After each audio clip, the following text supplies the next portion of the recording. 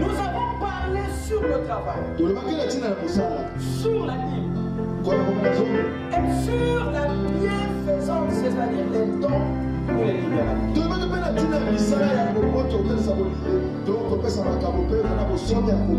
Je vais à cette occasion me focaliser sur le 4e principe de la prospérité.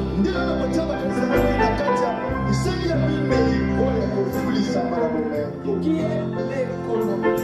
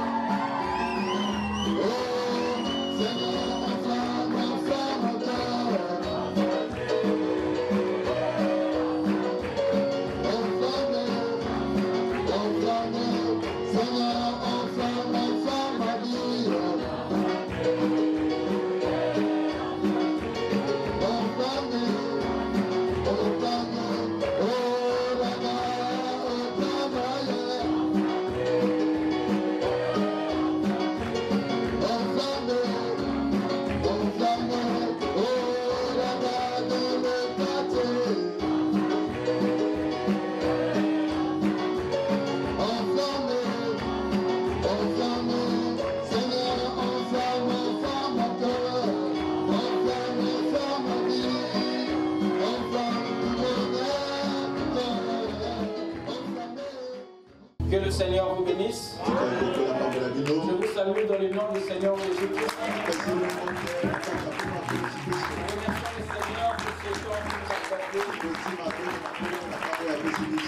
Et venir dans sa présence. Amen. Amen. Je vous prie de me pardonner mon retard. Sans plus tarder, je vais vous inviter à vous lever pour lire les Saintes Écritures. Allez-y dans le livre des psaumes. Psaume 144, le verset 13 à 15.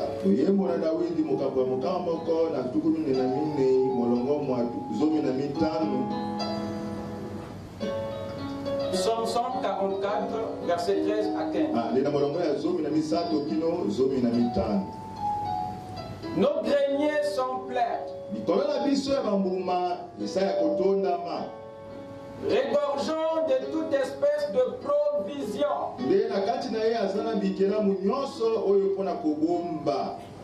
Nos troupeaux se multiplient par milliers, par 10 milliers.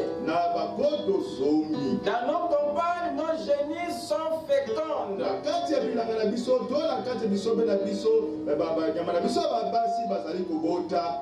Point de désastre, point de captivité, point de cri dans nos rues. Heureux le peuple pour qui il en est ainsi. Heureux le peuple dont l'Éternel est le Dieu. Amen. Avec le tête inclinée. Tu es digne, tu es digne. Jésus, tu es digne, tu es digne. Oh roi, tu es digne. Jésus, tu es digne. Oh roi, tu es digne.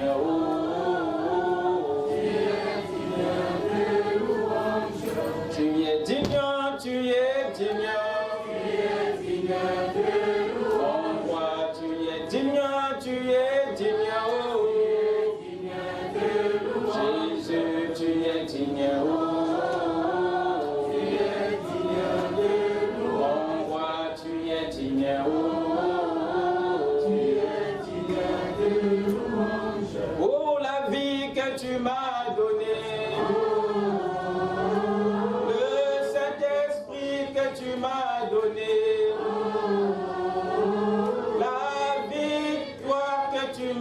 donné.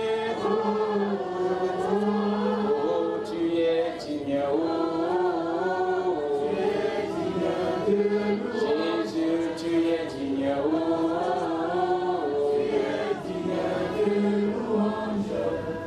Seigneur notre Dieu, nous te sommes reconnaissants, Père, pour ta bienfaisance, pour ta bonté et ta miséricorde. Car si nous sommes debout, c'est parce que tu as ouvert ta main. Et nous ne voulons pas être ingrats, Père. C'est pour cela que nous t'offrons ces actions de grâce. Nous te remercions par nos acclamations. Merci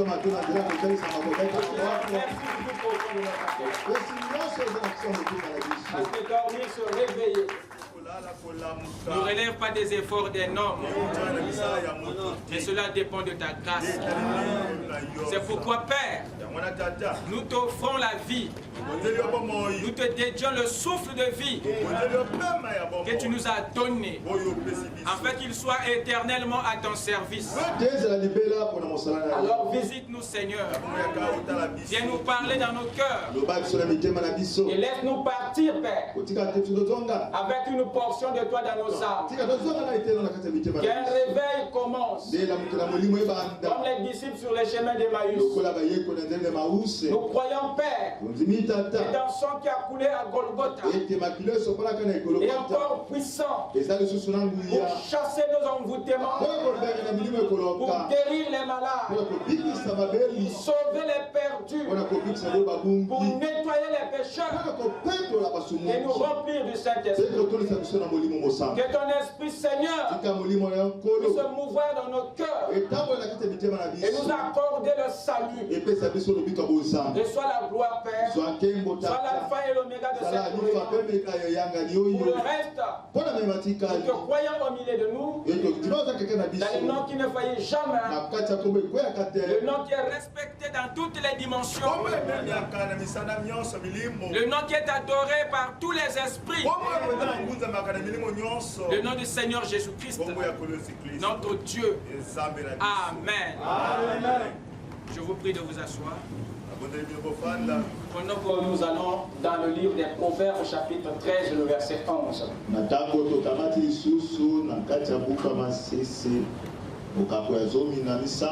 Proverbe 13, verset 11. La richesse mal acquise diminue.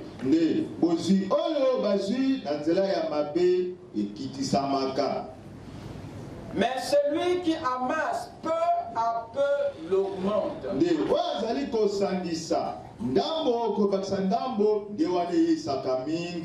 Je répète. La richesse mal acquise diminue.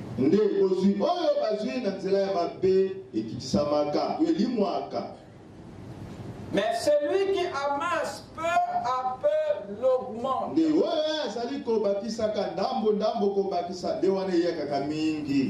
Amen. Amen. Amen. Amen.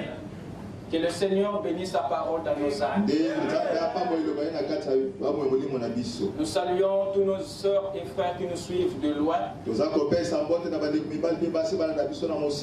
ceux qui sont au Cameroun, en France à Pointe-Noire, ceux qui sont à Odiba et partout. Nous les saluons dans le nom du Seigneur Jésus. Que Dieu les bénisse richement. Amen. Nous allons devoir aborder notre point d'étude.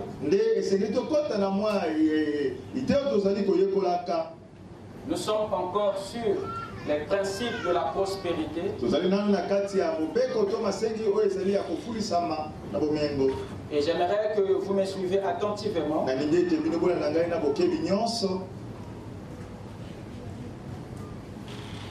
Vous êtes prêts? Amen. Nous avons dernièrement vu qu'il y avait 7 principes en rapport avec la prospérité.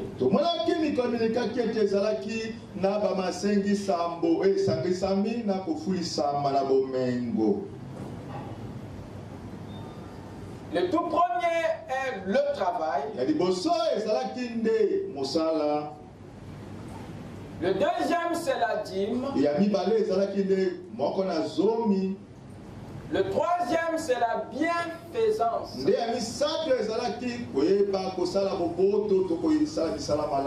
C'est-à-dire les dons ou la libéralité. Je pense que vous prenez note. Hein? Le quatrième, c'est l'économie.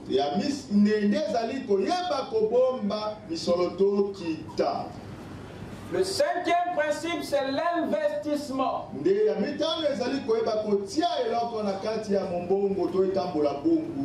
Le sixième, c'est la discipline.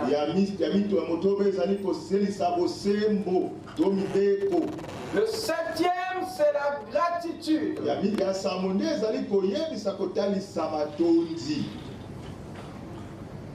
Voici les principes de la prospérité dans le royaume.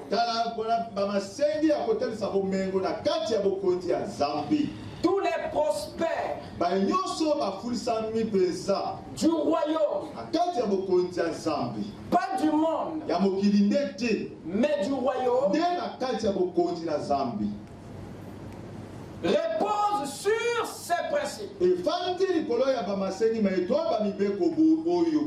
En réalité, l'argent n'a jamais enrichi quelqu'un. Derrière une véritable prospérité se cache toujours une loi, un principe.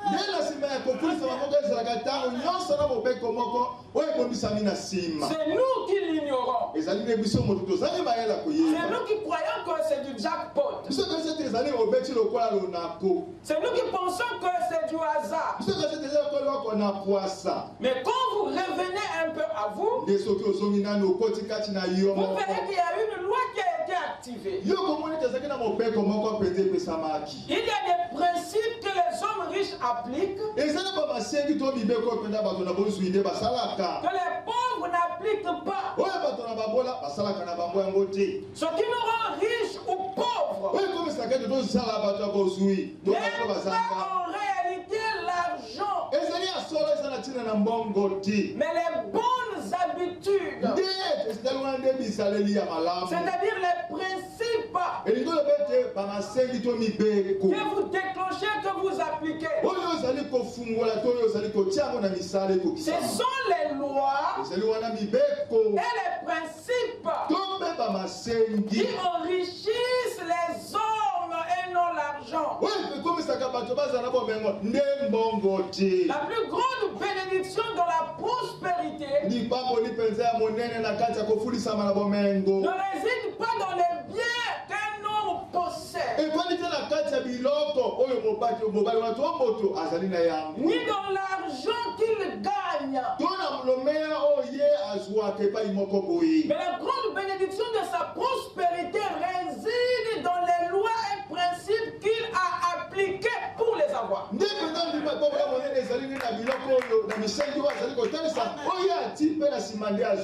Parce que les biens que nous possédons, l'argent que nous gagnons, ne sont en réalité que les conséquences des lois mises en pratique. Vous ne me comprenez pas? Ton salaire là, mais le résultat d'une loi. Le travail est une loi. Le travail est un principe qui a produit l'argent, le salaire. Est-ce que vous êtes avec moi? C'est le principe en réalité qui produit. Toute prospérité dans le royaume repose sur les lois et principes. Si Dieu veut te rendre prospère, il ne te donnera pas l'argent, mais il te révélera les lois. Il t'enseignera les principes qui te rendra prospère. C'est pas les lois et principes que Dieu fabrique les riches dans le royaume. Je répète, c'est les principes qui enrichissent et non l'argent. La loi est le socle de notre bénédiction dans la prospérité. Et quiconque applique la loi, et quiconque observe ces principes, se trouve enrichi. Les lois sont celles qui enrichissent. N'enviez pas les riches. Quand vous observez leur vie, vous découvrirez qu'ils ont d'autres habitudes que vous. Ils appliquent d'autres principes que vous. Je parle à quelqu'un? Le livre de Josué nous dit ceci. Fortifie-toi seulement et aie bon courage en agissant fidèlement selon toute la loi que Moïse, mon serviteur, t'a prescrit.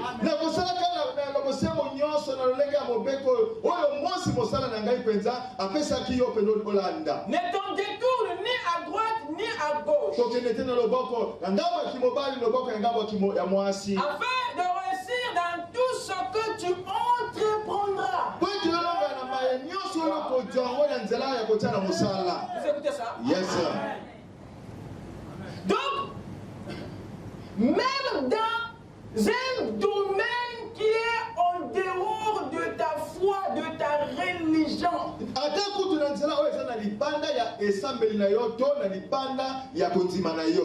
la réussite, Dieu montre à Josué ici que se cache dans la loi qui se trouve dans le livre. Le succès dans tout ce que tu entreprendras, donc dans tous les domaines de ta vie, que ce soit dans la religion ou hors religion, pour le succès de toutes tes activités, la clé c'est le livre. Amen. Que ce livre de la loi ne s'éloigne point de ta bouche. Médite le jour et nuit pour agir fidèlement selon tout ce qui est écrit. Donc le livre nous parle. Le livre détient le secret. Il n'y a pas que Dieu dans le livre. Il n'y a pas que la guérison dans le livre. Mais il y a aussi la sagesse pour réussir dans les affaires. Mais le chrétien n'a pas vu cette sagesse dans la Bible. Vous pensez que la Bible c'est un livre religieux? Non, monsieur. Car c'est alors que tu auras du succès dans tes entreprises. Le mot entreprise n'est pas un mot religieux. Mais le Saint-Esprit l'emploie dans votre Bible. Ça veut dire que la Bible n'est pas seulement un livre religieux comme les gens le pensent. Le message de Dieu ici est clair. Le livre est la base de notre succès. La prospérité de nos entreprises. Je nous montre par ceci que ça passe par les lois et principes du livre. Il n'y a pour ce faire aucun succès, aucune réussite, aucune prospérité sans principe, sans loi. Le livre de Josué nous apprend que la prospérité repose sur la loi. La réussite a pour fondement le principe du livre. Donc dans votre Bible, Dieu s'est prononcé. Dieu a révélé les lois et les principes pour prospérer. Ce n'est pas sur la lune. Ce n'est pas dans un autre livre. Pour que tu convoites d'autres religions, toutes les découvertes que les pays occidentaux ont fait, la lumière est partie de la Bible. C'est parce que vous, l'Afrique, vous n'avez pas vu sous un bon angle. Leur succès vient des principes qui sont contenus dans la Bible. Ils ont appliqué ça, mais avec un cœur païen. Mais toi, tu as un cœur converti et tu n'appliques rien. Tu t'arrêtes qu'à la guérison du corps. Tu t'arrêtes qu'au baptême du Saint-Esprit. Tu oublies que la même parole peut t'inspirer à créer des suicides, à prospérer dans le même Saint-Esprit. Que tu puisses voir les principes cachés qui fait la prospérité. Est-ce que vous êtes avec moi? Amen. Parmi les lois et principes du livre figurait le travail. Moïse, la loi parle du travail. Parmi les principes du livre figure la dîme, la bienfaisance, les œuvres de charité. Vous verrez dans la Bible que c'est établi comme un principe. Il n'y a pas que tu ne tueras, que tu ne voleras. Non! Ceci fait partie des principes de la loi. Ils font partie des lois de votre livre. Votre attention est sur le côté religieux seulement. Voilà pourquoi vous ne prospérez pas de l'autre côté. Ne dites pas que c'est Dieu qui est responsable de votre condition. Parce que lui, il a révélé toute la sagesse pour réussir dans le même livre. Le silence m'inquiète. Donne-moi un amen pour me changer d'avis. Avis fort pour faire peur à Satan. Dis amen pour ton Dieu.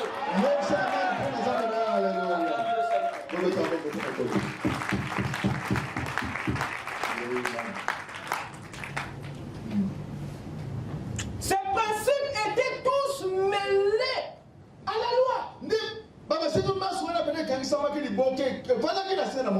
Ils étaient tous mêlés au commandement. Ils faisaient partie du grand contenu du livre. Le travail, la dîme, la bienfaisance, l'économie, l'investissement, discipline, la gratitude fait partie des principes du livre. Ils étaient tous dans le livre. Ils font partie intégrante des lois. Dieu avait prévu votre prospérité. Mais au travers de ces lois cachées dans le livre. Vous dites amen? Amen. Dieu prend plaisir à cacher les choses. Mais les rois ont pour travail de les sonder. Et vous êtes les rois. Dieu les a placés dans le livre parce qu'il sait que vous les découvrirez. Je parle à quelqu'un? Amen. Il n'a pas dit que Dieu est contre l'Afrique, non. C'est l'Africain qui est contre le livre. Dieu n'est pas contre nous. Mais c'est nous qui avons un problème. Ma prière est que le peuple de Dieu soit éclairé sur ces principes et que chacun ouvre la prospérité de sa vie. Aucun envoûtement ne peut résister contre cette sagesse. Tu n'as qu'à appliquer. Aucun esprit ne résistera devant un principe de la parole. Parce que les lois sont imbattables. Même le sorcier devant les lois, il a peur. Vous écoutez ça? Une loi, fais attention. Quand tu la combats, tu as des représailles. Vous remarquerez, tous ceux qui sont dans des sciences obscures ont peur des lois. Ils ont peur de Dieu, mais ils ont plus peur des principes que de Dieu.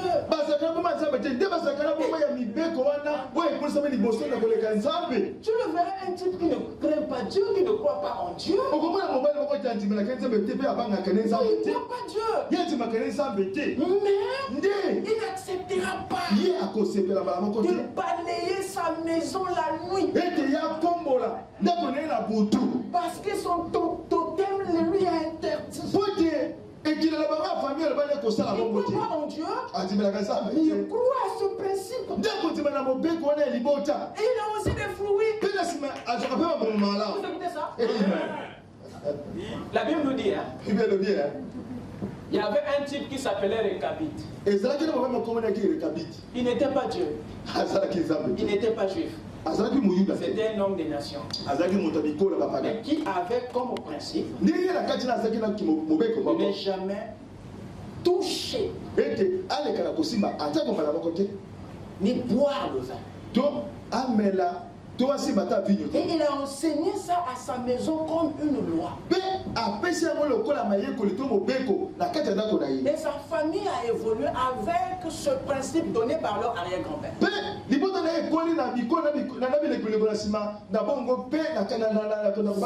petite famille n'avait pas les mêmes convictions spirituelles qu'Israël. Ils se sont retrouvés en Israël. Et un jour, Dieu a appelé son prophète, il lui a dit, prophète, va visiter la famille de Réchabite. Il dit, amène un bidon de vin. Va leur dire qu'ainsi parle l'Éternel. Le sceau de l'infaillibilité. Buvez-leur le nsamba là. Dieu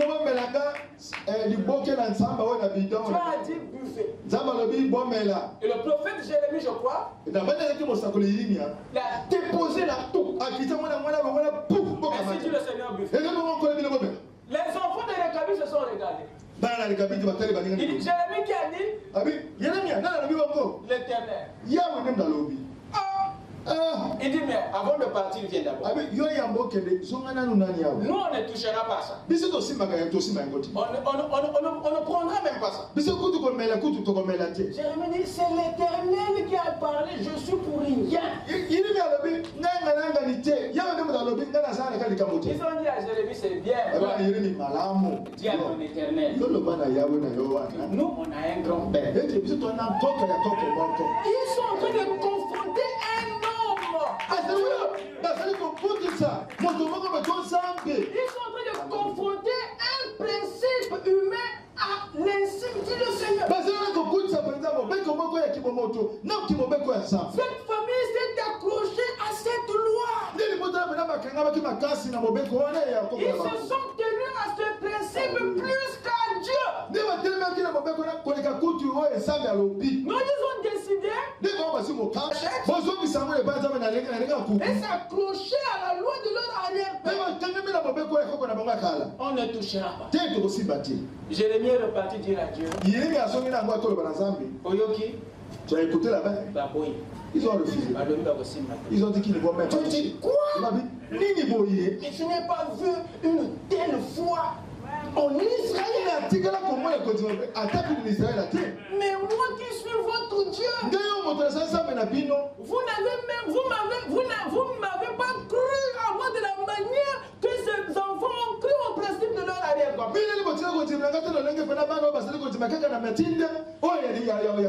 Jérémie repart là-bas. Dis-leur qu'ils ont touché mon cœur. À partir d'aujourd'hui, ils sont pour moi.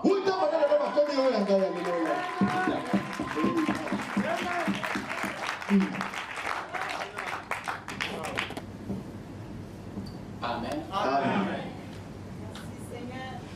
Donc, le monde croit au principe plus qu'à Dieu. Mais vous, les chrétiens, vous croyez plus à Dieu, mais pas à ses principes, pas à sa parole. Voilà pourquoi vous le suivez, vous l'aimez, vous ne vivez pas sa parole. Il y a un problème. Il en est de même pour notre situation sociale et économique.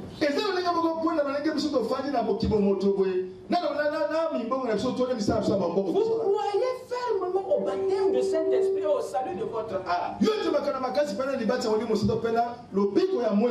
Vous croyez aux lois de la parole qui apportent la guérison à votre corps. Mais vous avez du mal à croire au principe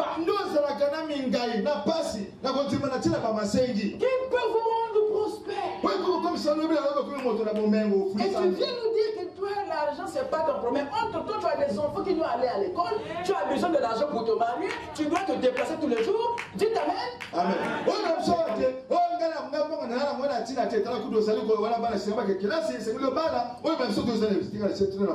Dieu savait que vous aurez tous ces besoins-là.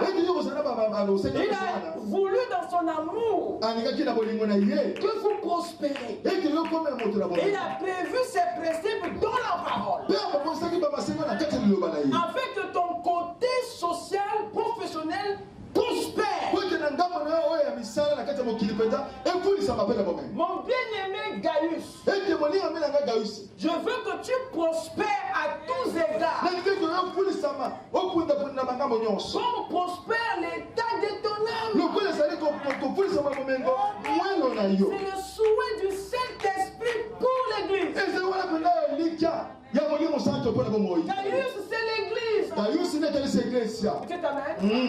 Vous dites Amen. L'Église, c'est une école. L'Éternel a dit, j'ai des projets de bonheur et non de malheur pour vous.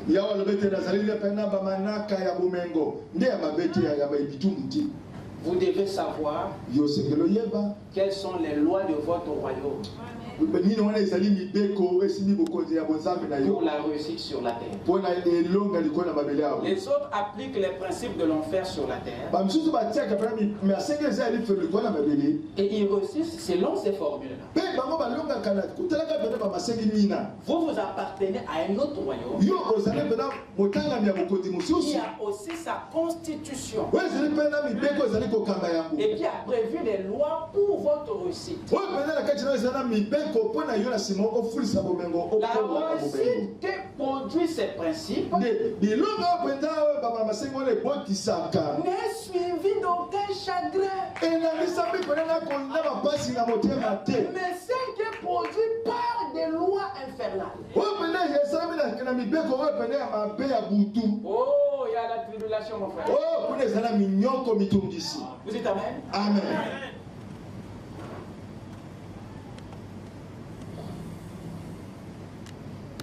Ces principes font partie du grand contenu du livre.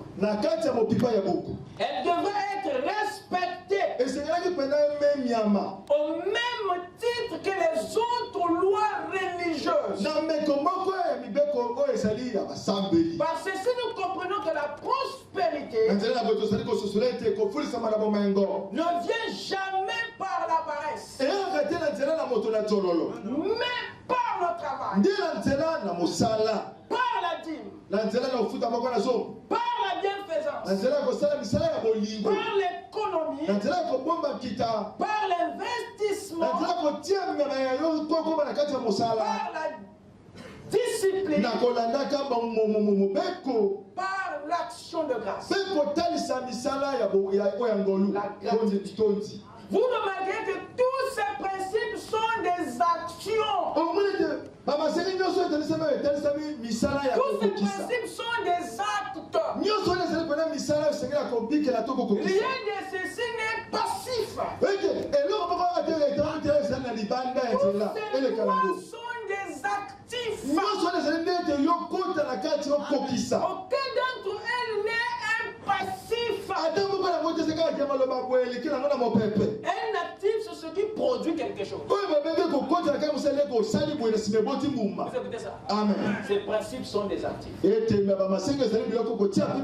mieux pour nous d'investir dans ces lois. Et nous récolterons la prospérité, la réussite, le succès. Si vous pensez que ces lois sont difficiles à vivre, je vous conseillerais alors de ne rien tenter. Et vous découvrirez que rien n'est beaucoup plus traumatisant et destructif que ces principes. Rien n'est plus difficile qu'une vie de manque. Et ces lois ne sont pas aussi difficiles que vous les pensez. Deutéronome 30. Ce commandement que je te prescris, vous écoutez ça? Amen. Donc, y compris les 7 lois de la prospérité. Ce commandement que je te prescris aujourd'hui n'est certainement point au-dessus de tes forces et hors de ta portée. Tu n'as pas à dire à persuader Dieu que tu as des difficultés pour vivre ça. Le problème est au niveau de la volonté, pas au niveau de la possibilité. La possibilité, tu l'as. C'est la volonté. Tu t'amènes. Donc, ne troublez pas la tête du Seigneur. Dieu savait que l'homme était raisonnant. Il prend le devant ici parce qu'il nous connaît bien. L'homme est bourré des excuses.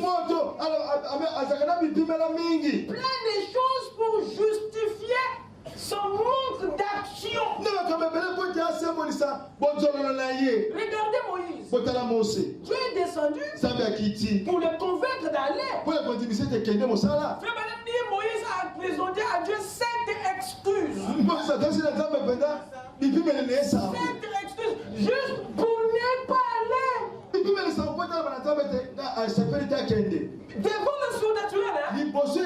Mais Moïse n'était pas convaincu. Vous voyez de quelle matière nous sommes faits? Dieu est obligé de donner des preuves pour convaincre Moïse. Dites Amen. Amen. Alléluia. Donc quand il parle ceci, il sait qu'en vous il y a une nature résistante. Vous aimez entendre, vous n'aimez pas appliquer. Vous avez plus de plaisir à écouter. C'est comme si la voix de Dieu berce vos oreilles. Mais pour passer à l'action, pour renvoyer ça l'année prochaine, alors que c'est la solution de Dieu pour nos problèmes d'aujourd'hui. Parce que tu as des projets, tu as un avenir, tu as des situations, il faut les résoudre selon les formules de la parole, selon les principes de ton royaume. Si tu ne t'imprègnes pas de ces lois, le monde t'emportera et tu gagneras ta vie à la manière du monde. Et tu vas adhérer, tu seras dans le système. Parce que tu n'as pas voulu appliquer les principes du royaume. Le rock'n'roll t'emportera. Vous dites Amen.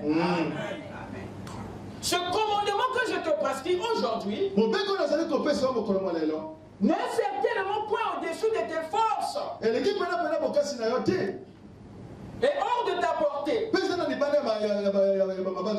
n'est pas dans le ciel pour que tu dises qui montera pour nous au ciel et nous l'ira chercher,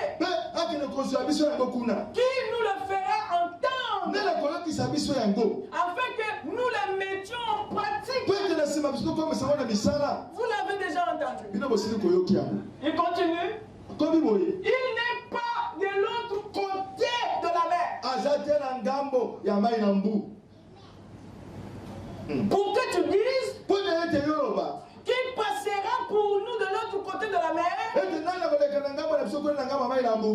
et nous l'ira chercher, qui nous le fera entendre afin que nous le mettions en pratique. Donc c'est fini de faire semblant que vous n'avez jamais entendu. Parce que Dieu a amené Gershom pour vous le faire entendre.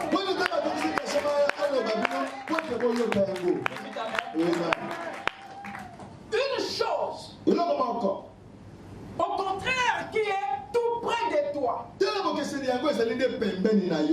dans ta bouche et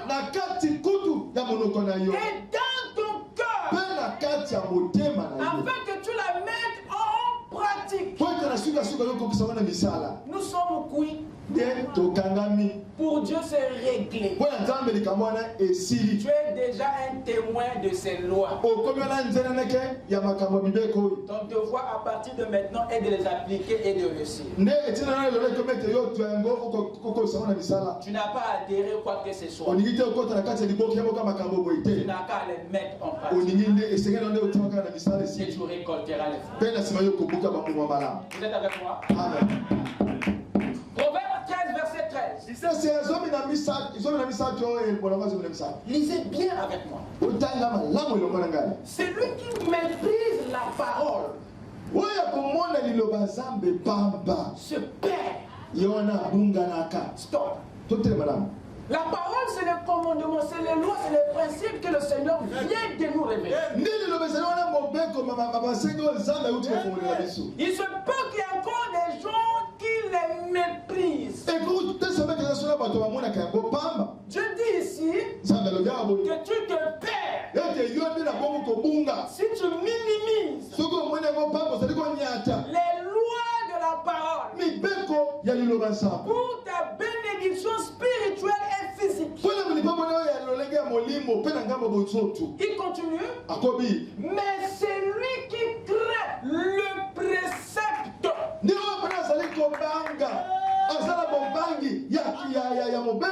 C'est-à-dire le principe.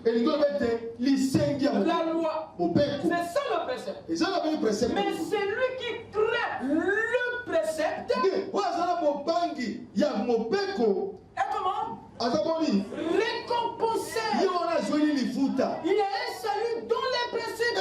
Il y a une protection dans la loi. Il y a une réussite dans les préceptes. Ne les prenez pas à la légère. Parce que le monde avance grâce aux lois. Toutes les découvertes scientifiques reposent sur les principes. Depuis Galilée, Copernic, Aristote, et tous ces savants de la Grèce antique, Pythagore, Thalès, les Socrates, mais toutes les révolutions sont parties des formules, des principes, des lois.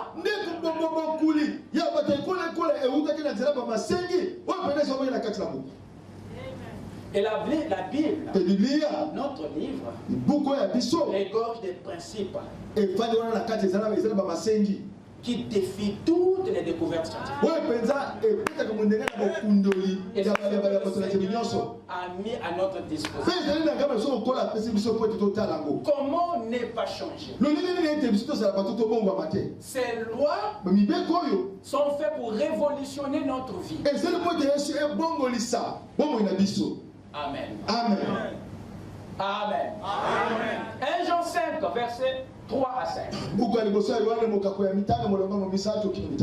Car l'amour de Dieu consiste à garder ses commandements, ses lois, ses principes. Et ces commandements ne sont pas pénibles. Comment tu dis que non, la parole est difficile? Comment ça tu dis que vivre la parole c'est difficile?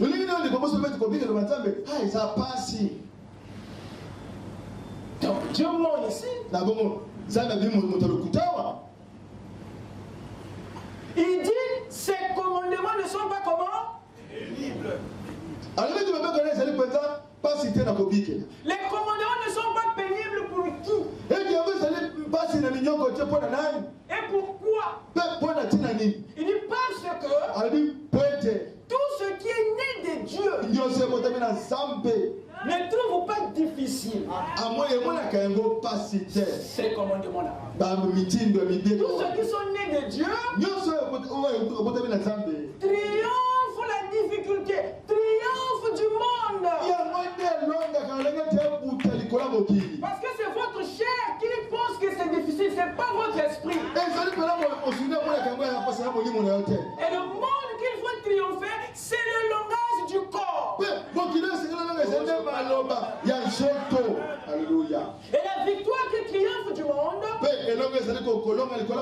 c'est notre foi. Qui est celui qui a triomphé du monde?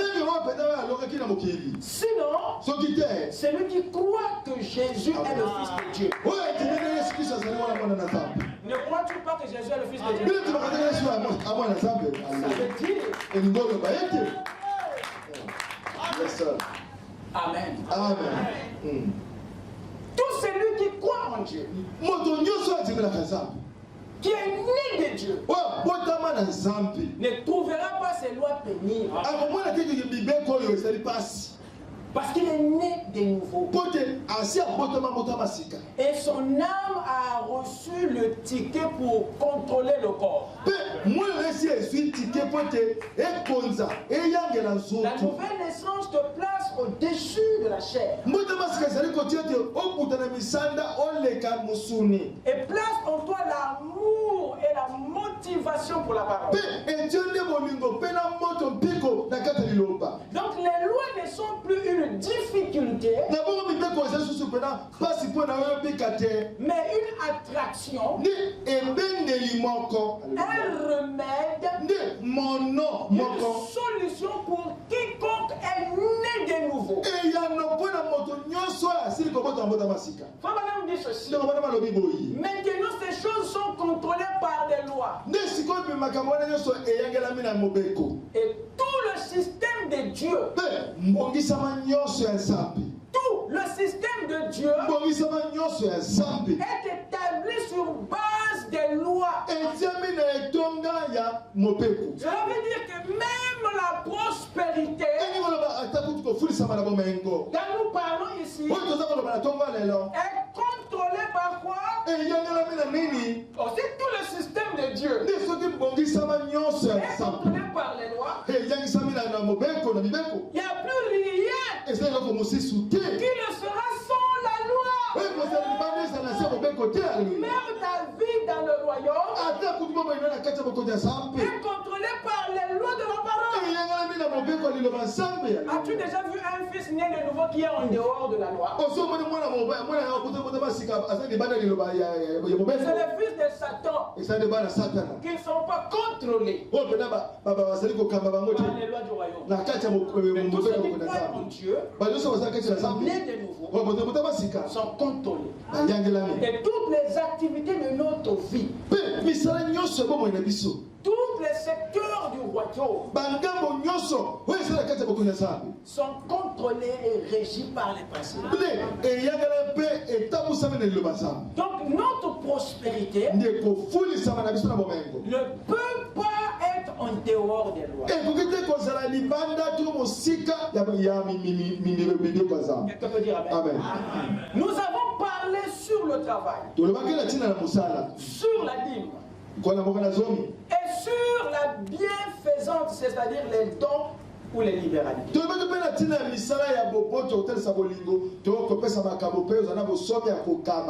vais à cette occasion me focaliser sur le quatrième principe de la prospérité,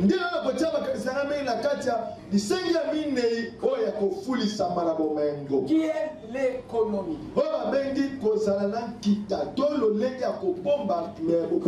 Vous dites amen? Suivez-moi très bien, car je vais vous faire une introduction. Le mot économie,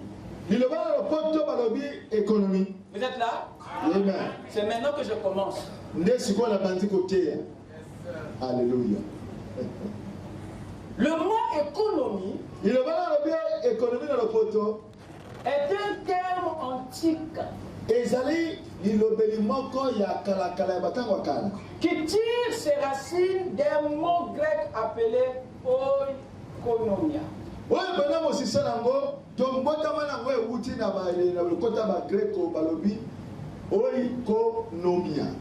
C'est un mot composé. Il y a oikos, qui veut dire maison, et il y a nomia ou nomos,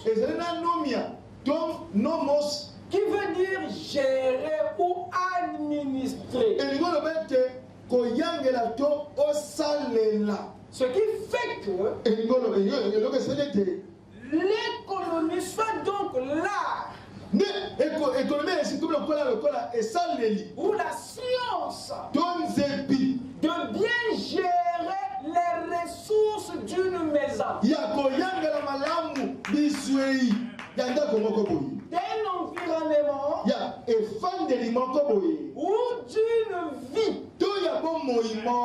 C'est la science C'est la sagesse. L'économie est un art. De gérer. Ou de bien gérer. Non pas la maison, mais les ressources d'une maison. Gérons bien les ressources pour gérer la maison. Et en parlant de ces ressources, nous faisons allusion à vos enfants, à vos biens, à votre argent, à votre héritage, à vos affaires, à votre vie. Tous les gestionnaires des ressources sont des économes ou des intendants. C'est comme ça que la Bible les désigne. Économe. Et le terme actuel d'économiste ou de comptable ne sont que des versions modernes du terme économe.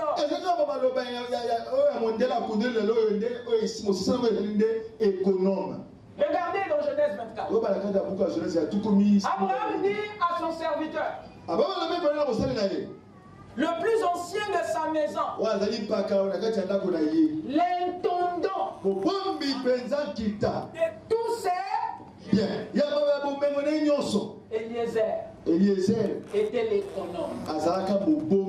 Voilà un autre terme qui est conforme au terme actuel de comptable économiste, gestionnaire des comptes. Donc c'est une science qui date. C'est pas une découverte. Luc 16:1. Jésus dit aussi à ses disciples, un homme riche avec qui? Qui lui fut dénoncé comme dissipant ses biens.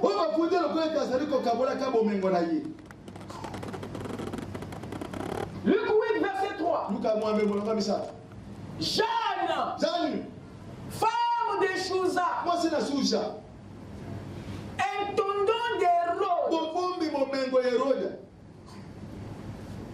Vous écoutez ça? Amen. Donc Chouza, il était l'intendant d'Hérode. Et sa femme était l'une des disciples de Jésus. Elle faisait partie de ceux qui soutenaient Jésus par leur bien.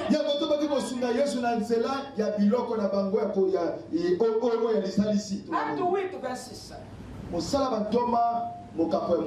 Un ange du Seigneur s'adressant à Philippe, elle lui dit, lève-toi et va du côté du midi, sur le chemin qui descend de Jérusalem à Gaza, celui qui est désert. Philippe se leva et partit. Et voici un Éthiopien, un eunuque, ministre de Candace, reine d'Éthiopie, et surintendant de tous ses trésors. Donc vous voyez que les comptables ou les économistes ont fait de quoi exister depuis les vieux temps.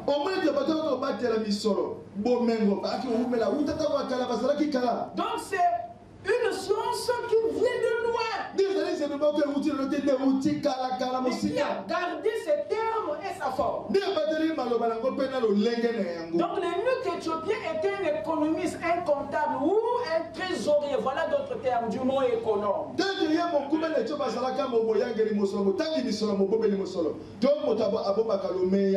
Titre 1, verset 7, la première partie. Car il faut que l'évêque soit irréprochable.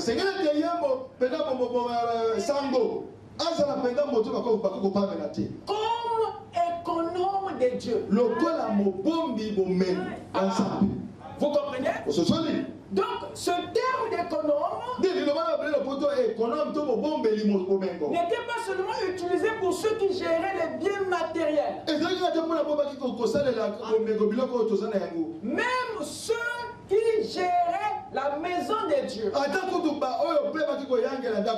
Les évêques sont aussi des économes. Parce qu'ils veillent sur les ressources de Dieu. Il continue. Dans Luc 2 ici, il leur dit, ça c'est Jésus. Parce que lui aussi, il était un économe. Parce qu'un serviteur de Dieu c'est un économe. Un trésorier c'est un économe. Un comptable c'est un économe. Jésus dit à ses parents, pourquoi me cherchez-vous? Ne savez-vous pas qu'il faut que je m'occupe de quoi? Il savait déjà qu'il était un économe. 12. Le Seigneur dit, quel est donc l'économe fidèle? Et plutôt que le maître établira sur ces gens pour leur donner la nourriture au temps convenable. Heureux ce serviteur que son maître à son arrivée trouvera faisant ainsi. Je vous le dis en vérité, il l'établira sur tous ses biens. Donc un économe est un gestionnaire des ressources, c'est-à-dire des hommes, des biens,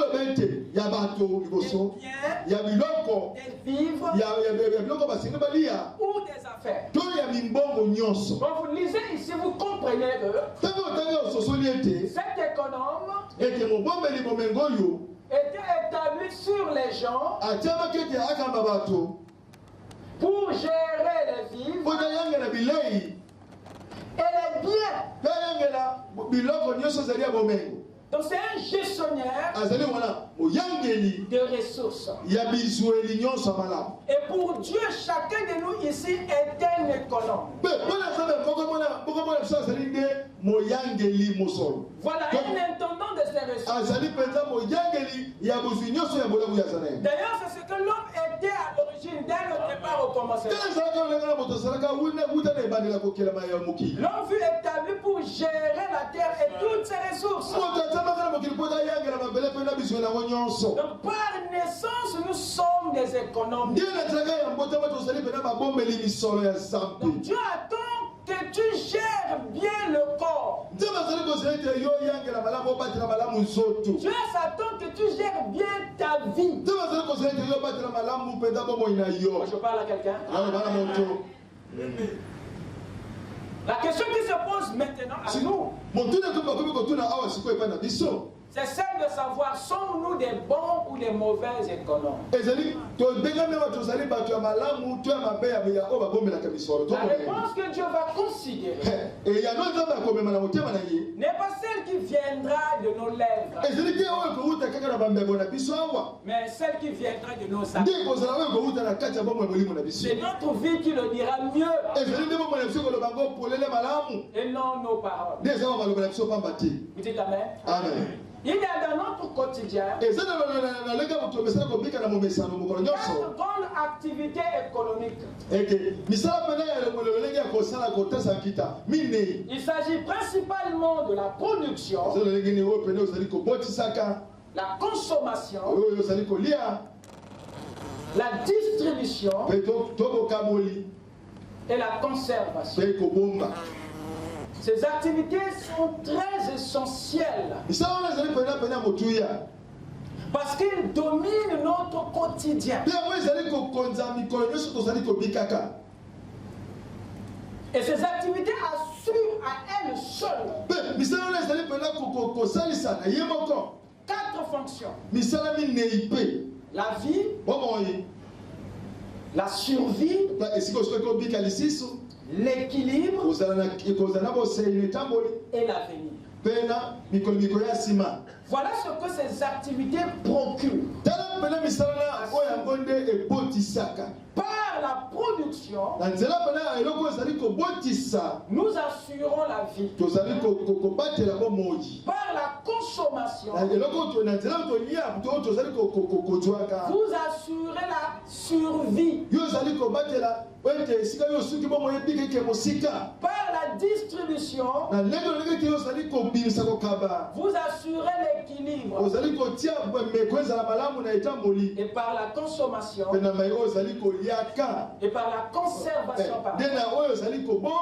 vous assurez l'avenir de votre maison ou de votre maison.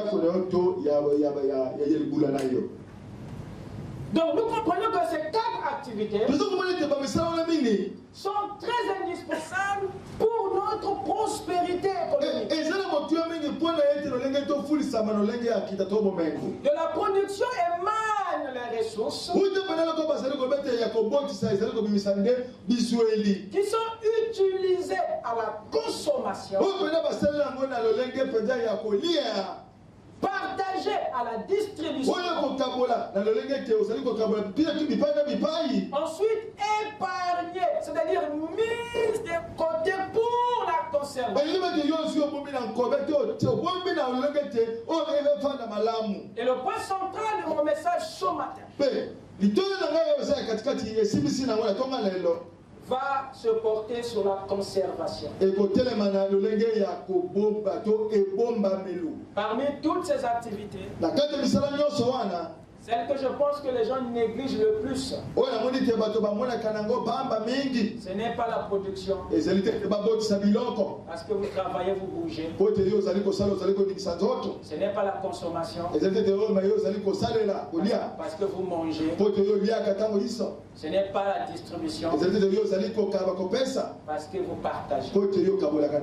Mais l'activité économique pose un problème dans notre société. C'est la conservation. Les gens produisent, consomment, distribuent, mais ne savent pas conserver. Ils consomment tout parce qu'ils se disent que demain on aura encore. Demain on produira encore. Et quand la crise nous surprend, nous ne savons plus quoi faire. Parce que nous n'avons rien en réserve dans le grenier. Rien n'a été mis de côté. Alors je vais devoir insister sur la conscience du grenier. Il y a 3 règles très importantes que nous devons saisir. Une production sans consommation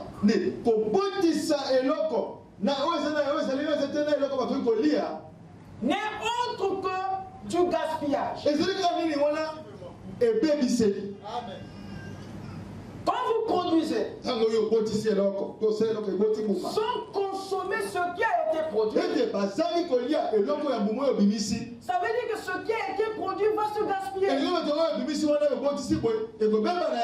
Vous êtes avec moi? Amen. Parce que la production appelle la consommation. Règle numéro 2. Une consommation sans distribution n'est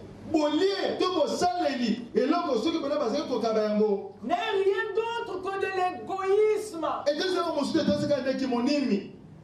Vous êtes avec moi? Amen. consommation fait aussi appel à la distribution. Troisième règle. Une distribution sans conservation et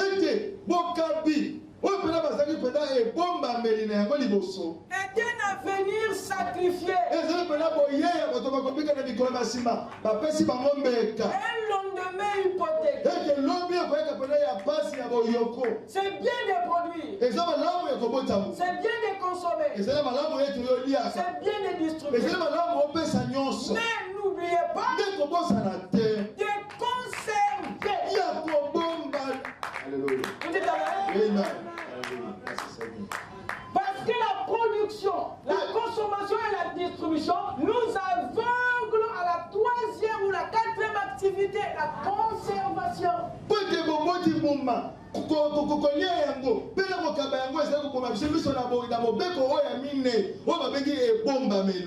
importe la taille de nos ressources. Si vous ne pouvez pas conserver une partie de ce que vous avez gagné, il vous sera difficile de prospérer. Car c'est dans la conservation des ressources où se cache aussi la prospérité. Le manque de conservation est l'une des choses qui nous maintient des fois dans la précarité. Et très peu de nous sont conscients. Vous pouvez par exemple cesser de fonctionner et avoir malgré tout de quoi passer l'hiver. Grâce à la conservation que vous aurez fait des ressources. Un chrétien ne consomme pas tout ce qu'il produit. Un chrétien ne consomme pas tout ce qu'il gagne. C'est très fort ce que je dis. Personne n'est à l'abri. C'est pas parce que je prêche ce message que je suis au-dessus de ce message. Nous sommes tous concernés. J'entends déjà des voix qui disent: ah pasteur, tu connais combien nous sommes? Tu connais combien je gagne? Tu connais combien de problèmes j'ai? Comment ne pas consommer tout ce que je gagne? Comment ne pas manger tout ce que je gagne?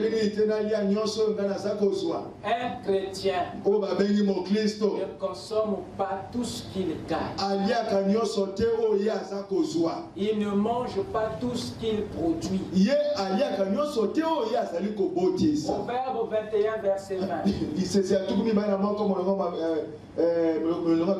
Lisez ça avec le cœur. De précieux trésors et de l'huile sont dans la demeure du sage. Mais l'homme insensé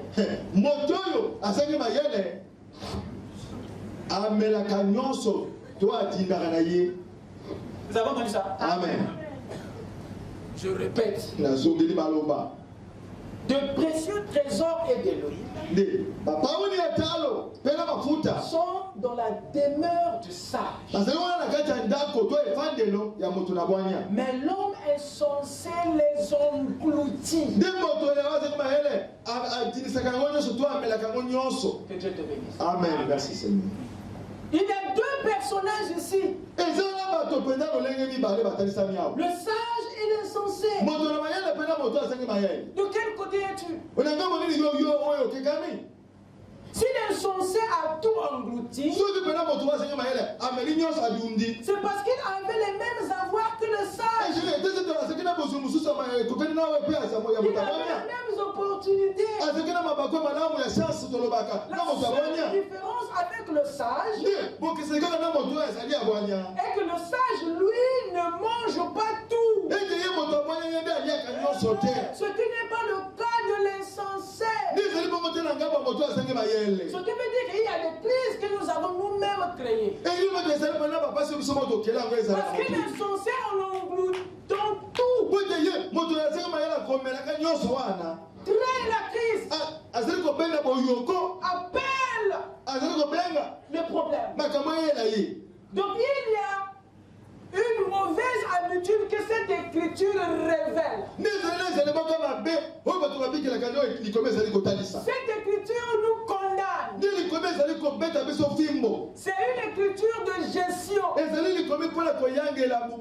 Ça met à nu la bonne et la mauvaise gestion des ressources. Un insensé, d'après cette écriture, n'est pas quelqu'un qui ne gagne pas. N'est pas quelqu'un qui ne produit pas. C'est plutôt un homme ou une femme qui gagne, qui produit, mais qui malheureusement ne peut. Pour une raison ou une autre, conserver, garder une partie de ce qu'il a gagné. S'il a englouti, c'est parce qu'il avait aussi un trésor. Il avait aussi sa huile. Il avait aussi son cœur. Mais sauf qu'il a tout avalé. Sans conscience de la conservation. Et la Bible appelle insensé un type ou une femme qui se comporte de la sorte vis-à-vis des ressources. La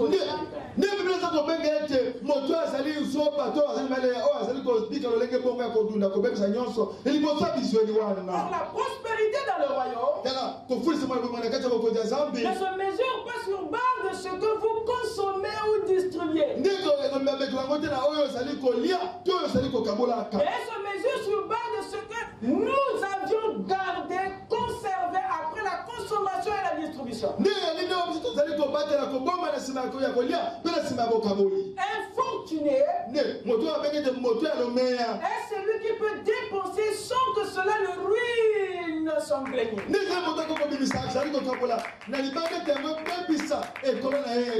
On ne peut donc pas être prospère sans économie. On ne peut pas être prospère sans réserve. On ne peut pas être prospère sans un grenier. On ne peut pas être prospère sans une épargne. Écoutez ce que le prophète nous rapporte au sujet de John Wesley.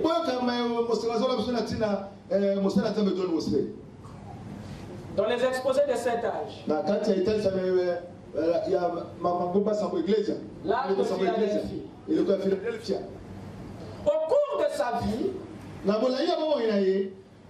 John Wesley aurait pu acquérir des grandes richesses. Mais il ne le fit jamais. Et au sujet de l'argent, voici ce que John Wesley aimait dire. Est-ce que vous êtes là? Amen. Voici ce que John Wesley aimait dire. Number one. Obtenez tout ce que vous pouvez. Deux. Épargnez tout ce que vous pouvez. Trois. Et donnez tout ce que vous pouvez. Fais maintenant continue. Si John Wesley revenait à la vie aujourd'hui, il serait vraiment surpris de voir cette dénomination qui porte aujourd'hui le nom de méthodiste.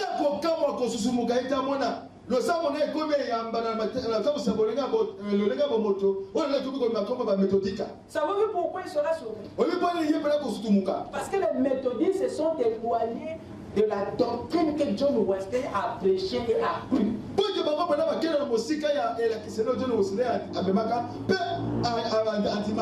Au sujet des ressources, John Wesley croyait à 3 choses.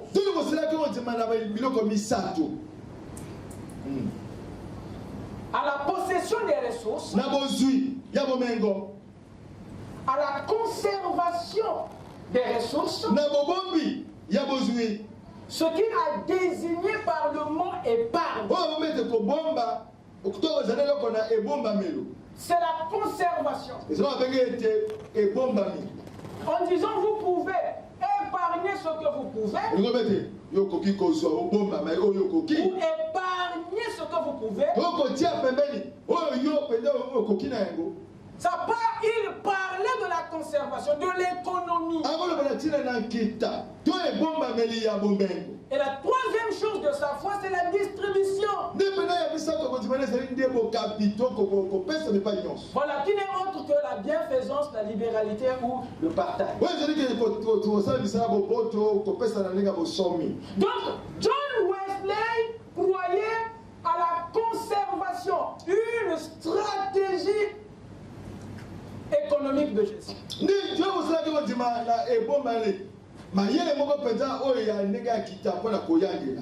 croyait à la conservation. Et Frère Branham apporte ses dires pour nous amener quelque part. C'est quoi la conservation? La conservation est une stratégie économique de gestion qui consiste à mettre de côté une partie des ressources pour un usage futur ou à long terme. Et la première action de la conservation s'appelle épargne. Et la deuxième action de la conservation est celle qui traite sur les méthodes de conservation. Mais je vais me concentrer sur l'épargne, la première action de la conservation. Quand John Wesley parle de l'épargne ou de la conservation, il ne fait pas allusion de combien vous gagnez,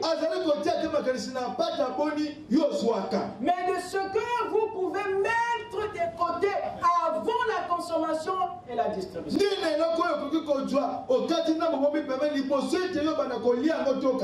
Car il n'est pas normal de vivre que pour tout consommer. Ne travaillez pas que pour consommer. Ne vivez pas que pour dépenser. Travaillez aussi pour épargner, économiser, pour conserver. La Bible nous parle d'une sœur au nom de Ruth. Et cette sœur ne gagnait pas gros. Elle était dans une situation précaire. Mais malgré cela, Ruth ne s'est pas empêchée d'épargner.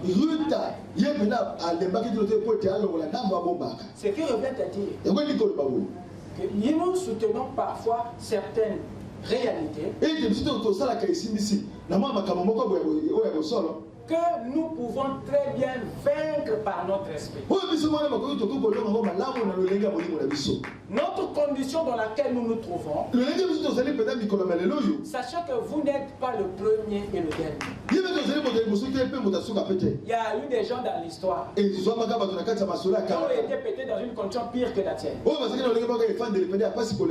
lieu de s'apitoyer sur ta situation, regarde plutôt comment est-ce que tes aïeux ont fait pour régler ce problème. Est-ce que vous êtes avec moi? Amen. C'est à cause de ça que l'ange avait frappé Zacharie. Et l'église est devenue le bande de Zacharie.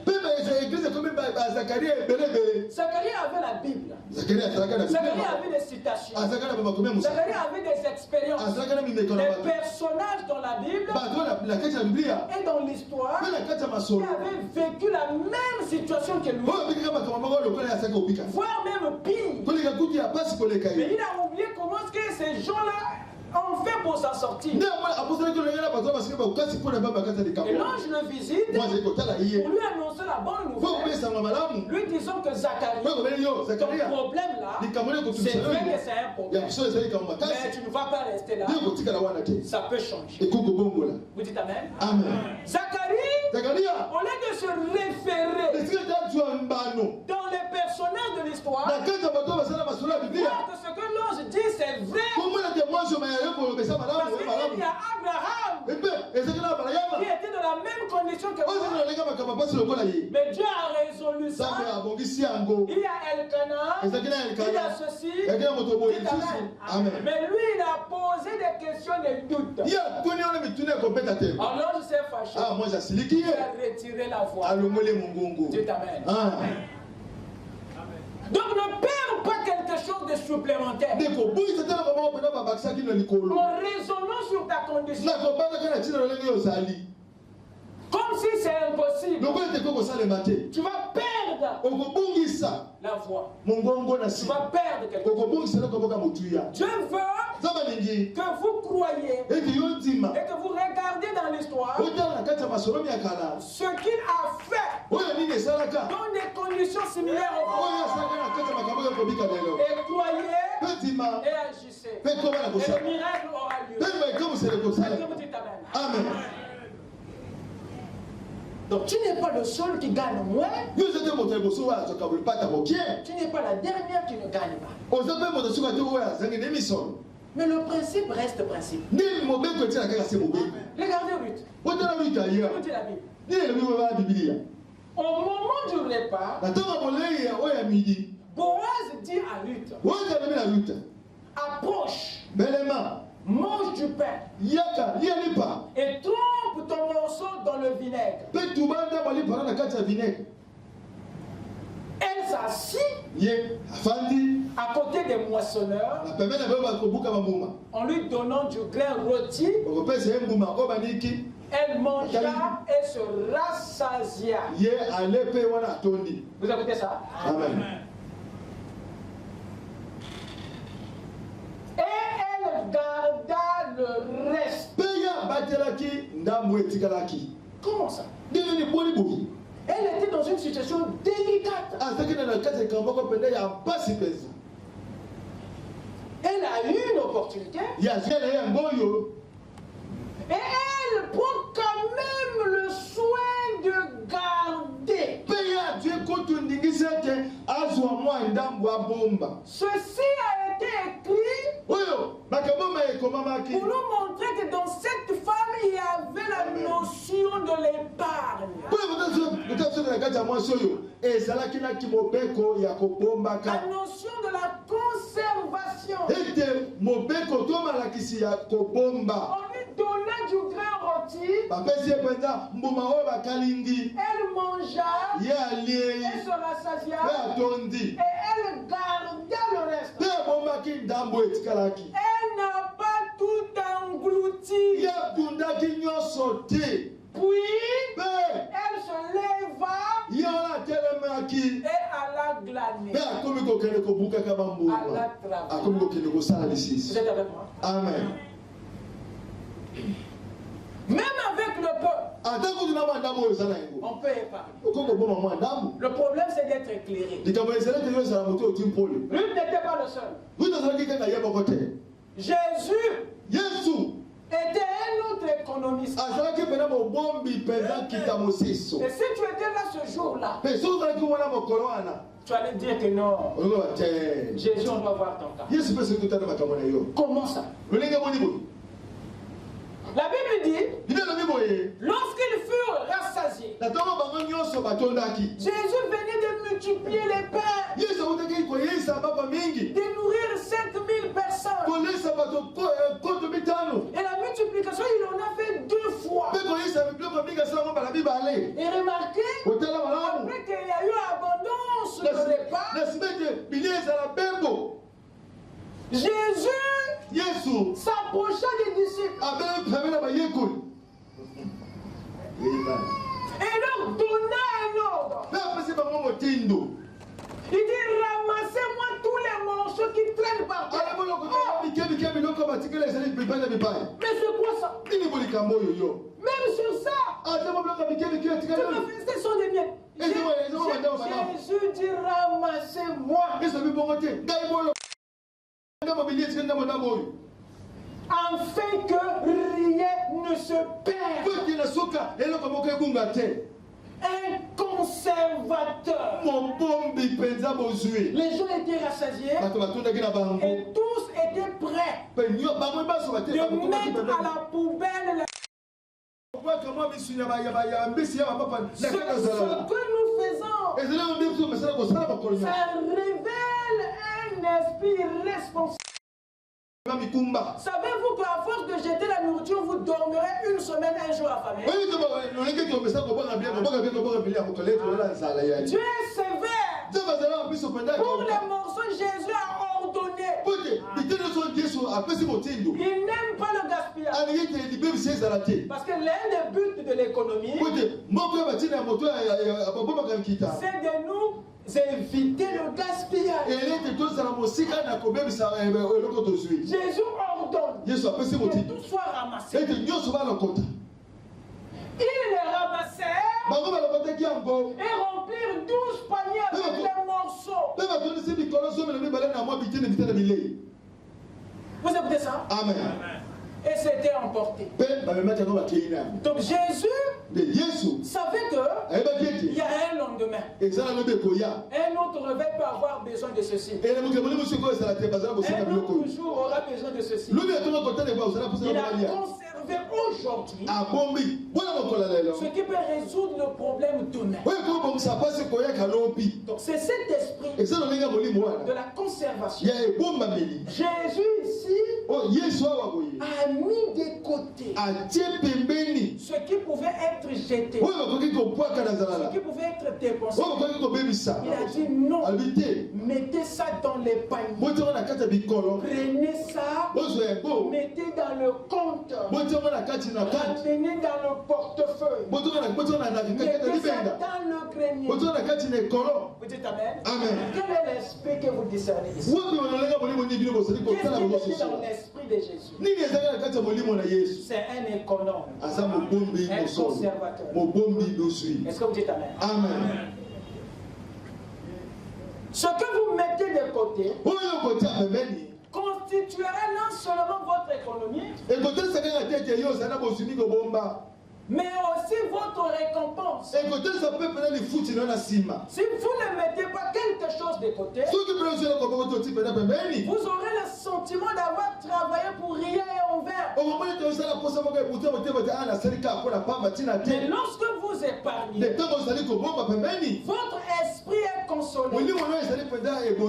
Votre esprit est fortifié moralement. Est-ce que vous êtes avec moi? Amen. Et cela constitue comme votre paye personnelle. Parce que la conservation, c'est une action que l'esprit récompense. On n'épargne pas seulement lorsqu'on en a assez. On épargne aussi quand on en a moins. votre revenu soit grand ou petit, l'épargne s'applique. L'économie s'applique. Beaucoup ont la grâce de gagner. Beaucoup ont la grâce de produire. Mais non pas malheureusement la sagesse de conserver. Ils n'ont pas les réflexes d'épargner. Ils ont comme devise: mangeons et buvons car demain nous mourrons. Voilà la devise des boutons. Mangeons et buvons car demain s'inquiétera de lui-même. C'est une devise des hommes irresponsables. L'épargne doit être en nous comme un réflexe. L'épargne doit être prélevée dans la même rigueur que la dîme.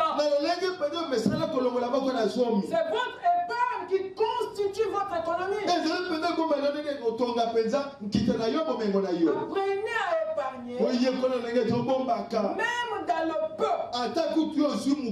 Prélevez même à titre symbolique un petit pourcentage que vous mettrez de côté. N'attendez pas de le faire dans les grandes sommes. Appliquez ce principe même dans les petites sommes. La Bible dit: celui qui sera fidèle ou qui est fidèle dans les moindres choses, l'est aussi dans les grandes. Si dans les petits tu es incapable, qu'est-ce qui prouve que dans les grandes tu le seras? Il dit: c'est celui qui est injuste dans les moindres. Dans les moindres choses, il l'est aussi dans les grandes. Donc quand tu es juste ou injuste dans les petites, tu as mille chances de reproduire la même attitude dans les grandes choses. Proverbe 13 dit ceci: la richesse mal acquise diminue, mais celui qui amasse peu à peu l'augmente.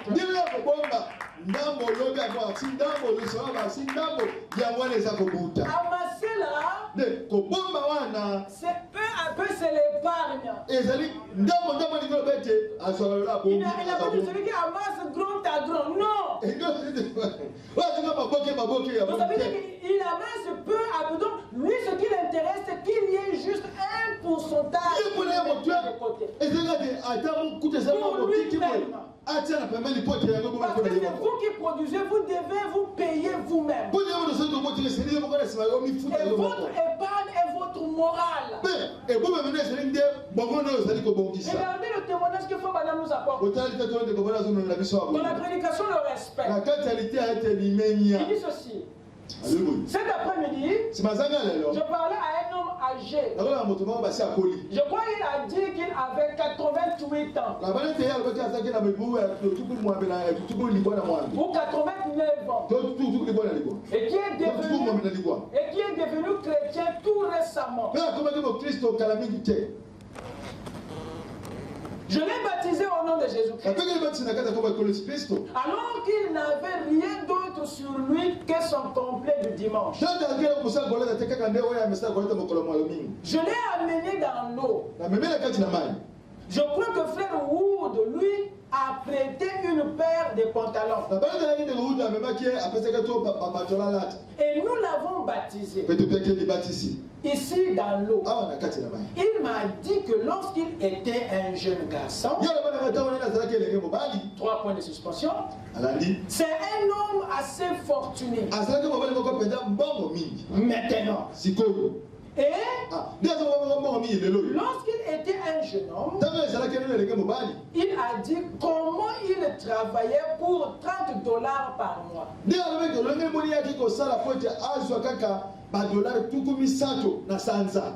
n'est jamais marié ou autre chose jusqu'à un âge avancé. Il a dit combien il soupirait après ce temps. Ou devenu vieux, il n'aurait plus à mendier et à coucher dans la rue. Épargnons jusqu'aux petites pièces de 5 cents.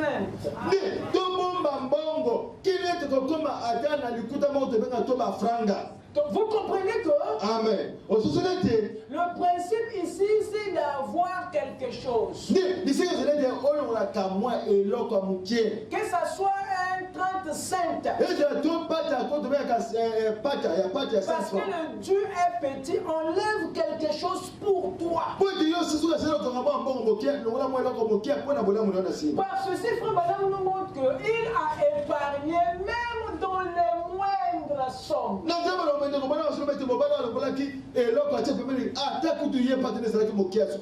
Je vais terminer par ceci. Comment réussir une épargne? Quand on dit gagne que peu, comment un homme peut-il épargner du moment où ce qu'il gagne ne suffit même pas pour couvrir ses dépenses?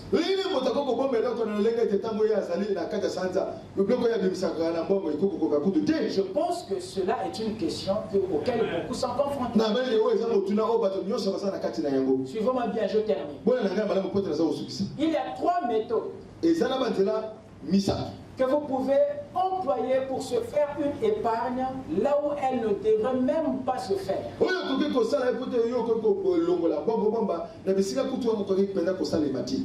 Voici le secret.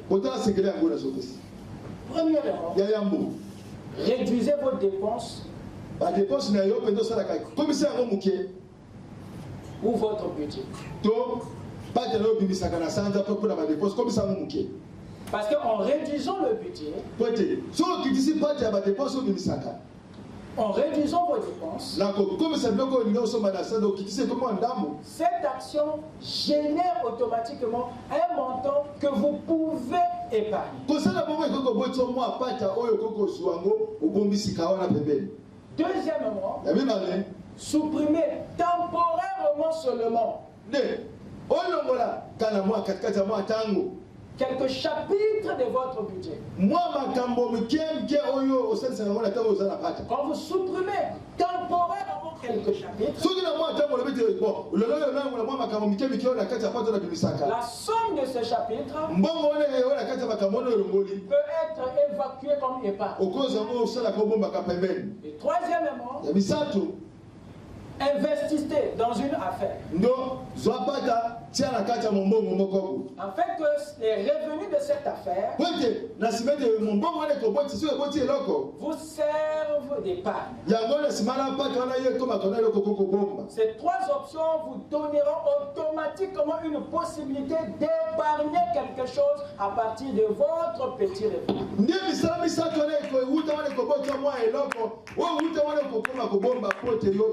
En réduisant les dépenses, en supprimant temporairement quelques chapitres, vous obtiendrez inévitablement quelque chose. En cas où la réduction et la suppression des chapitres n'est pas possible,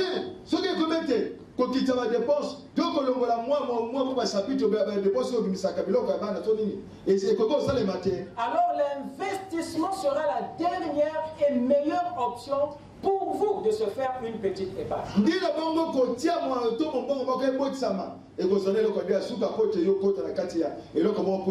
Parce que l'épargne est une action qui vous écarte du groupe des démunis et vous attire d'autres ressources.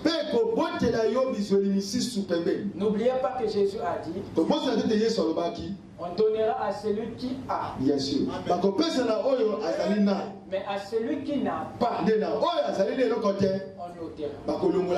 Et le seul moyen pour nous d'avoir, pour que Jésus ajoute, c'est nous parler. Que le Seigneur vous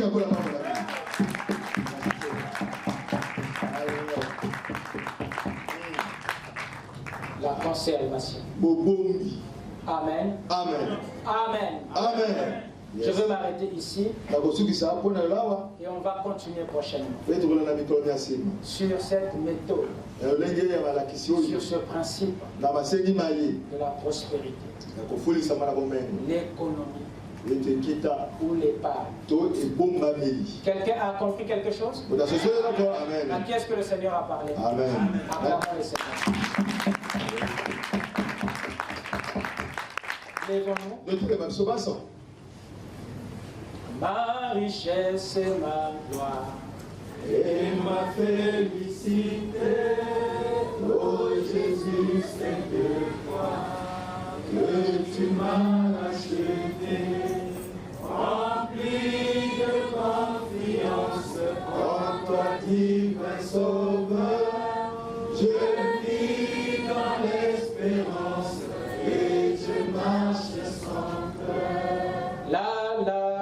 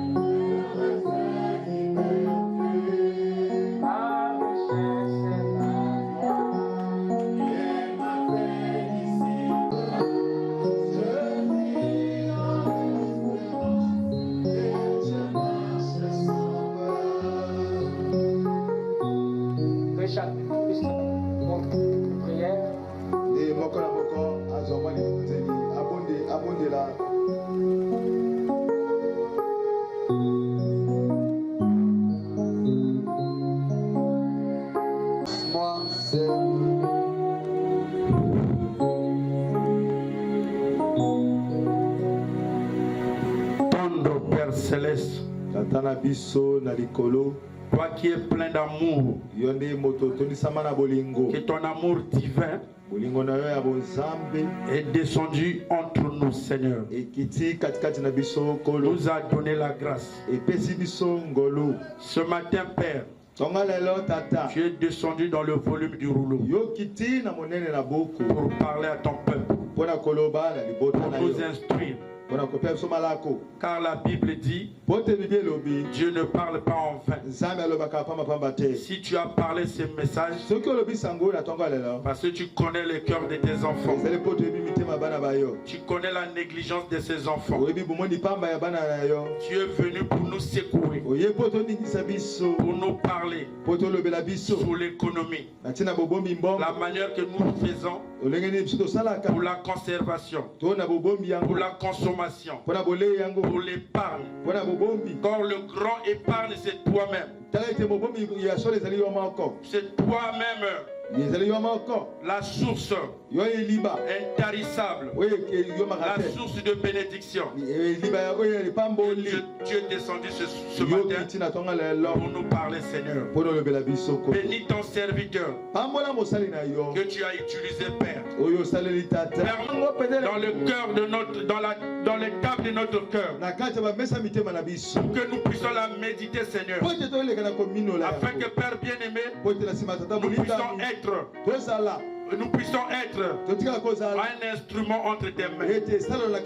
Bénis tout et chacun. Dis, Seigneur, tu nous donnes la capacité de mettre en pratique, Seigneur, ce que nous avons écouté, Seigneur. Ne permets pas, Père, et que les oiseaux du ciel puissent venir voler. Oh Dieu Tout-Puissant, la semence qui a été ensemencée, arrose-le, Seigneur, par le Saint-Esprit, par notre prière, par nos louanges, Seigneur, afin que, oh Dieu, dans les jours à venir, nous pouvons avoir des réponses, nous pouvons avoir des solutions. Accorde-le, Papa. Pour le reste, bien-aimé Père Céleste, nous remettons la fin de la réunion. Nous remettons chacun de nous qui font partie dans sa maison respective.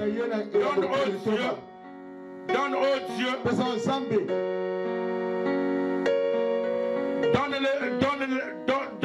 Dieu la semence au Dieu, afin que dans les jours à venir, Père bien-aimé, puisse récolter les fruits.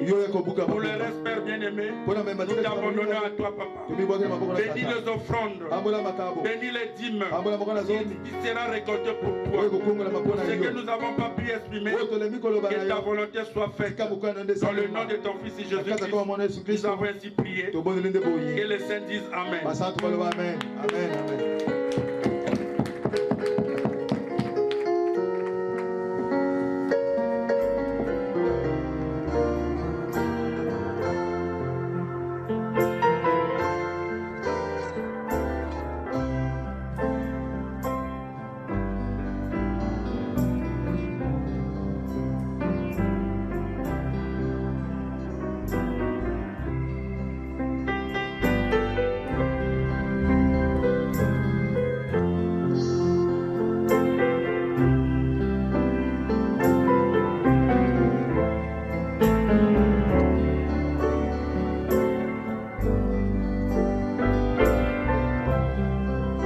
Thank you.